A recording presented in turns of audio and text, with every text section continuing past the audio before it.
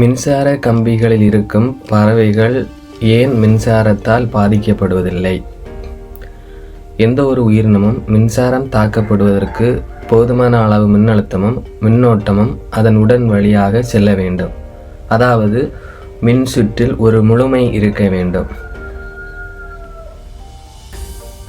Live electrical transmission லைன்களில் அமர்ந்திருக்கும் பறவைகள் கொல்லப்படுவதில்லை. ஏனெனில் அவை கம்பியில் மட்டுமே தொடர்பு கொள்கின்றன மற்றும் அவற்றின் வழியாக மின்னோட்டம் செல்லாது. ஆனால் லைவ் ஒயரில் அமர்ந்திருக்கும் பறவை ஒரே நேரத்தில் தரையுடன் தொடர்பு கொண்டாலோ அல்லது மற்றொரு மின் ஒயரை தொட்டாலோ மின் சுற்று முழுமையடைந்து அதன் வழியாக மின்னோட்டம் பாயும். அப்பறவை வழியாக பாயும் மின்னோட்டத்தால் பறவை இறந்துவிடும். அதேபோல ஒற்றை மின்கம்பியில் தொங்கிக் கொண்டிருக்கும் நபர் தரையோ அல்லது மின் கம்பத்தையோ தொடாதவரை மின்சாரம் தாக்காது.